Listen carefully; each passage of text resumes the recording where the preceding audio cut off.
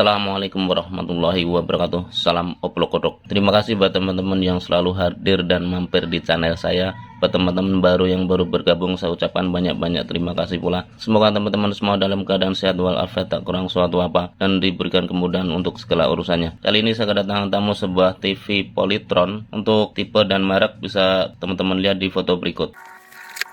Untuk tipenya adalah PLD 32T1500-S.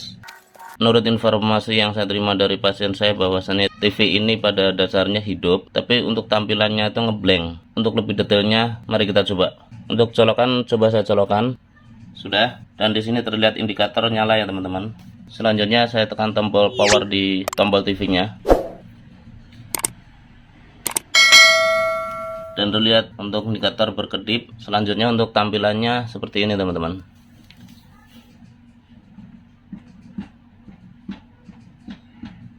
Pada dasarnya backlight ini hidup, tapi memang tampilannya itu ngeblank ya teman-teman. Memang nggak ada.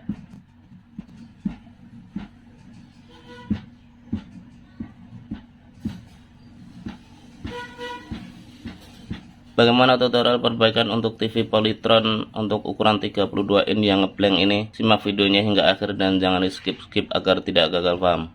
Lanjut. Jangan lupa like, komen, share, dan subscribe. Dadah.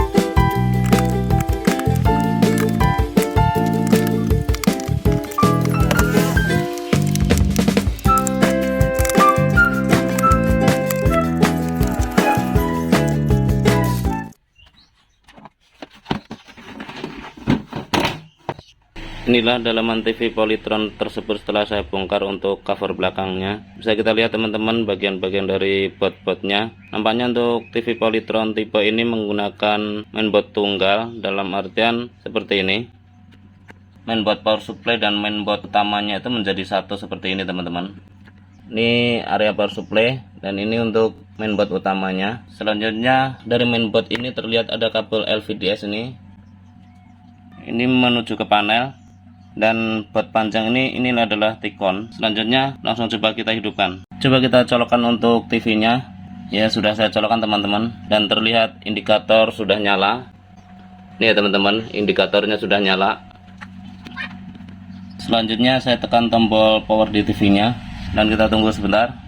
Nah, terlihat untuk backlight nyala normal ya teman-teman. Bisa kita lihat di lubang-lubangnya ini.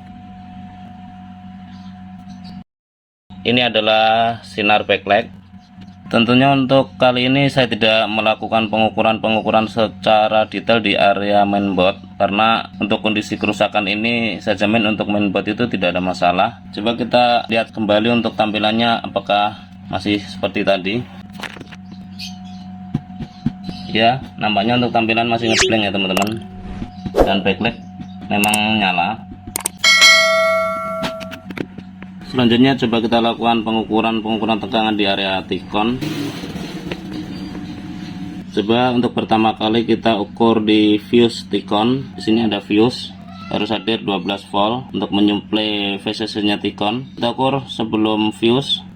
Nah, sebelum fuse nampaknya hadir 12,27 volt dan itu stabil.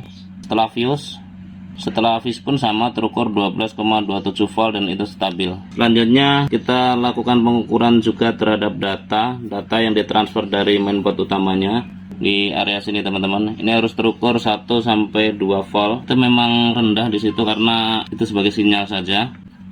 Coba kita lakukan pengukuran untuk sinyal-sinyal. Ya, terukur 1,68 volt normal ya.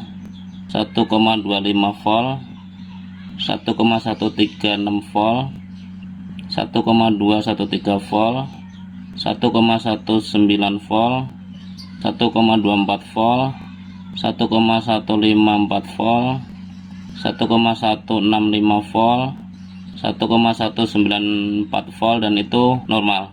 Dari hasil pengukuran ini saya bisa pastikan untuk sinyal-sinyal yang ditransfer dari mainboard utamanya itu tidak ada masalah. Selanjutnya kita geser ke chipset yang ada di Ticon. Untuk IC yang di Ticon menggunakan tipe SM mungkin ya, coba saya zoom ya.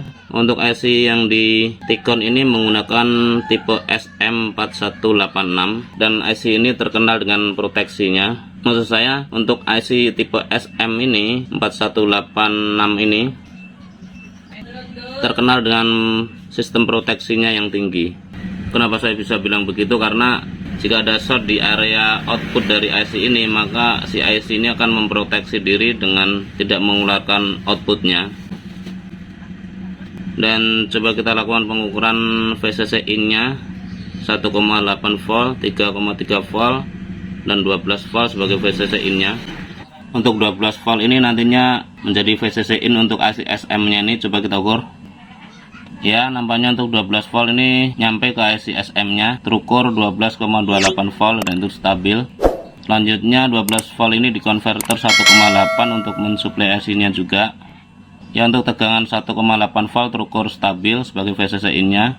Selanjutnya 3,3 sebagai VCC in juga untuk IC SM ini ya, terukur 3,3 volt, 3,316 volt dan itu stabil ya teman-teman. Namanya untuk VCC in dari IC SM ini terukur normal. Selanjutnya untuk outputnya VGH, VGL, VDD dan AVDD, coba kita lakukan pengukuran. Untuk VGH coba kita lakukan pengukuran, harus kisaran 28 volt. Tes nya di sini teman-teman. Nah untuk VGH nya nampaknya 0 ya teman-teman, terukur 0,083 volt. Untuk AVDD kisaran 15 volt, coba kita ukur di sini. Untuk AVDD nampaknya hadir cuma ngedrop ya, terukur 4,983 volt yang harusnya itu kisaran 15 volt. Selanjutnya coba kita lakukan pengukuran untuk kapasitor, apakah ada yang short. Teman-teman cukup dengarkan buzzernya aja. Kalau di saat saya mengetes kedua sisi kapasitor itu berbunyi, artinya itu kapasitor itu short. Tapi jika hanya berbunyi sebelah, itu saya bisa pastikan untuk kapasitornya itu tidak ada masalah. Coba saya lakukan pengetesan untuk kapasitor. Nah ini bunyi, nah tapi sebelahnya tidak. Ini bunyi, sebelahnya tidak, artinya kapasitor itu bagus. Ini bunyi, ini tidak. Bunyi, ini tidak. Sama, bagus.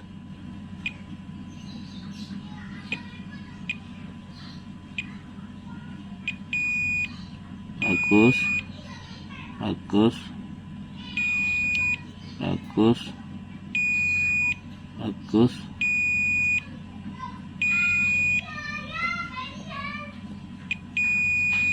bagus,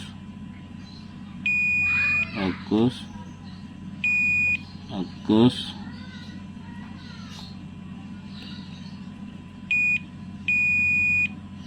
bagus.